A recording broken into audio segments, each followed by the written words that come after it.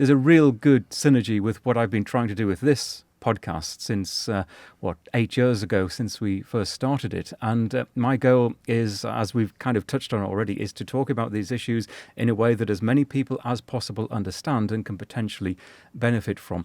And I've also got a bit of a mission to try looking at the broader media to change attitudes towards the coverage of longevity science and longevity issues. I think there is this still sometimes a stigma associated with the subject, in that more mainstream journalists might think it's all a little bit way out there. It's these people that want to try to live forever and just keep on going, and then it's verging on science fiction.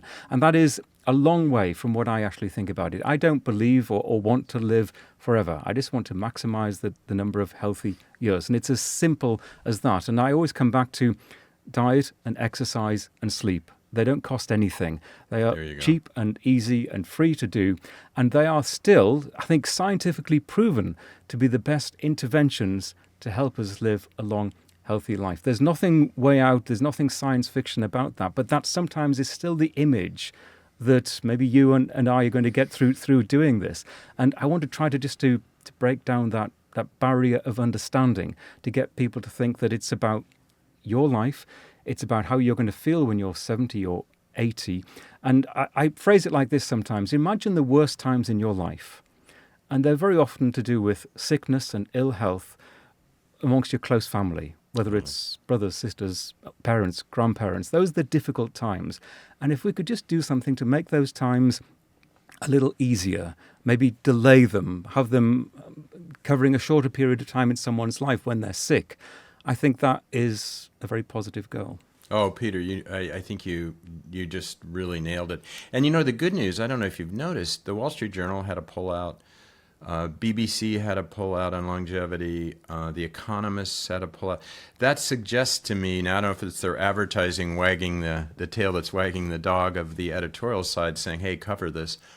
But I do think, and it's work like you've been doing for a long time, it's finally getting the attention of the mainstream media. What I like about it is good journalists are going to cover the good, the bad, and the ugly. Yeah, and it's important to cover the good, bad, and ugly. It's important to be critical. Absolutely. And to have a very shrewd eye over what's coming out of the universities and the privately run longevity institutions. I think we need to be very, very critical about it, but we also need to be open-minded, and hopefully at your event and others, that's what we're going to get, a very free, and I think what's crucially important about what you're doing is that it's open to everyone. This isn't just for doctors and Silicon Valley types and rich researchers. This is open to absolutely everyone who can get there.